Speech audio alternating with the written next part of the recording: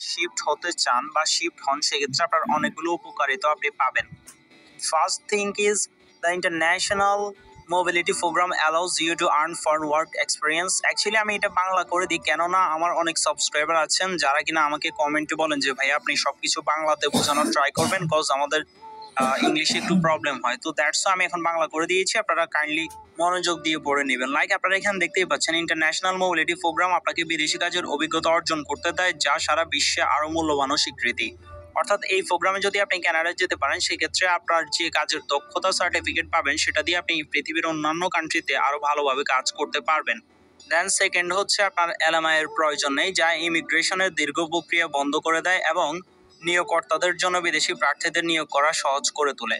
So যেটা আমি ভিডিওর আগেই আপনাদেরকে বলেছি যে এই বিষয়ে আপনারা যেতে হলে আপনাদের কোনো ধরনের কোনো এলএমআই এর প্রয়োজনীয়তা নাই। তিন হচ্ছে আপনি ওপেন ওয়ার্ক পারমিটের অধীনে কাজ করতে পারেন, যা আপনাকে কানাডার যে কোনো নিয়োগকর্তার জন্য কাজের উপর কোনো বিধিনিষেধ ছাড়াই কাজ করতে দেয়।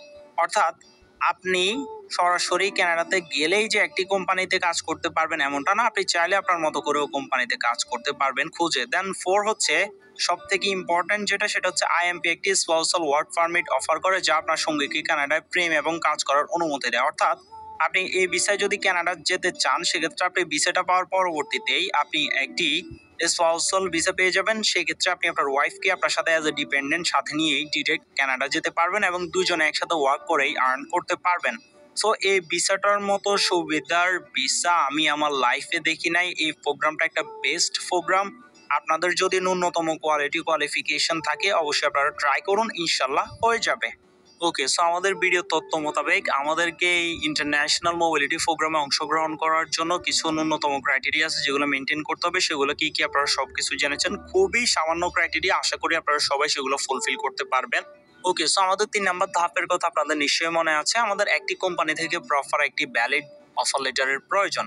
এই অফার লেটারের থ্রুই মূলত আমাদের বাকি কাজগুলো অগ্রসর হবে, কেননা সকল এক্সপার্টিস কোয়ালিটি থাকলে অফার লেটার ছাড়া আপনি যেতে পারবেন না এই বিষয়ে। ডু নট ওয়ারি, আপনাদের নবাব ভাই ভিডিও শুরুতেই বলেছে দালাল ছাড়া, সেহেতু আমরা আজকের ভিডিওতে আপনাদেরকে দেখিয়ে দিব কিভাবে আপনারা এই ইন্টারন্যাশনাল মোবিলিটি প্রোগ্রামে কর্মী হায়ার করতেছেন এমন কোম্পানি খুঁজে বের করবেন এবং কিভাবে সেখানে আপনি আপনার কোয়ালিফিকেশন অনুযায়ী আবেদন করবেন। তো চলুন সেটি আমি আপনাদেরকে ইন ডিটেল প্র্যাকটিক্যালি দেখিয়ে দিই।